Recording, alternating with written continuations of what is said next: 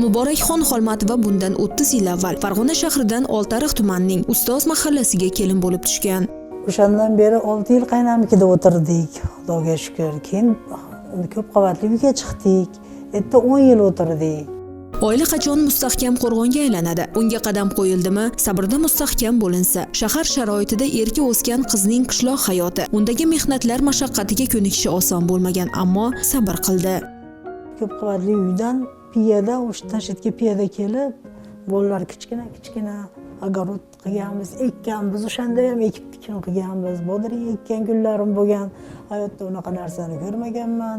Shahardan tushganman, iloji yo'q, qaynamnikida ham bodring ekkanman. Turmush o'rtog'ining ikkinchi guruh nogironlik belgisi bor, mehnatga layoqatsiz, doimiy parvarishga muhtoj. To'g'ri bilib tekkanman, shunaqa bo'lganini. Shunaqa kasalligini bilib, mayli degan. Vagonda eshigiga tushib, bosib qo'ygan boshini. Tushib tayda qolib ketgan, boshiga qattiq nima bo'lgan, yorilgan, zarba yegan, miya qisilib qolgan. Miya tomirchalari hozir qisilgan. O'shancha yiliga 2 marta shifoxonada yotib chiqadi. Muborak Xolmatova oila atalgan uzun yo'lga shunchaki qadam qo'ymadi. Uni qo'rg'onga aylantirish edi maqsadi. Bunga erishdi ham. Bu yo'lda biri ikkinchisini quvib kelgan sinovlarni mustahkam irodasi bilan yengdi. Xo'jayinning pensiyasiga yashab 3 ta bolani voyaga yetkazdik. Endi bu yerga chiqqanimizga ham 7 yil bo'ldi endi. Ko'chib chiqqanimizga uy-joy qilib bu yerga. Buni turmush deyshadi. Oson bo'lmaydi. Boz ustiga u ayol gardaniga yuklasa, bor tashvishlarini. Ammo Muborak opa birovga tish yormadi. Dardini elga ovoza qilmadi. Doim ro'zg'ori but, hayot to'kis tekadi boshqalar ko'ziga. Darvozasi ichidagi sinovlar oilaning o'zigagina ayon edi. Onasining gardanida bo'lgan ro'zg'or yukiga yelka tutgan o'g'il imkon qadar harakat qildi. Ota-onasi 2 nafar singillarning hayotiga halovat olib kirishga. O'zimiz bolalar bilan g'ish qo'yib, shu go'daylarim bilan 15 mingta g'ish qo'yganmiz, uy-joy qilamiz deb. U bo'lmadi. Undan keyin bu xo'jayin baysada yotdi. Orada sovuq, qor yuvib ketdi. Yana boshqatdan o'g'lim 9-sinf, 10-sinfligida harakat qilganda, albatta uy-joyda o'zi noldan o'zi qilgan o'g'lim.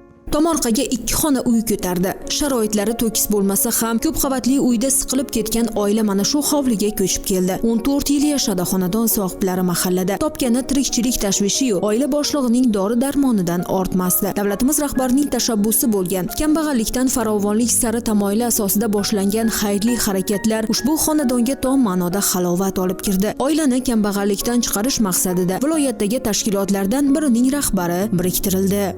Biz kutmagan edik bu narsani. Kelsa biz hayron qoldik. Biz chiqmaganmiz-ku, bizga yordam beringlar demaganmiz-ku dedik-da. Eshitaydi uyda ta'mirlashdi, yangi uyda bitirishdi, ochiq paxsani o'zida 4 taraf o'ralgan paxsa xolos edi. Shunchalik qilib bitirishdi, kamiga tandirxonaning tepasiga naveskacha qilib berishdi. Tanjonlari sog' bo'lsin iloyim, hammalarini. Prezidentga katta rahmat, shunchalik o'shalarni shu yo'nalishga yo'lantirgan prezidentimizga rahmat. Uy-joy qurib bergan bilan oila kambag'allikdan chiqib qolmaydi. Ularga oiladan ajralmagan holda daromad topishlariga ko'maklashish kerak edi. Qolaversa, bularga subsidiya asosida teplitsa qurish uchun hamma shu uyda o'zlari band qilishga yordam berish maqsadida teplitsa qurish uchun subsidiya olib berildi. Yoshlar daftariga kiritilgan mana kenja qizlariga yaqinda tikuv mashinasi olib beriladi. O'zini o'zi shu ish bilan ta'minlanadi. Qolaversa, shunaqangi ro'yxatda turadigan 8 ta oilamiz bor. Shu 8 tadan biri edi. Ular ham xuddi shuni singari doimiy qo'llab-quvvatlanadi.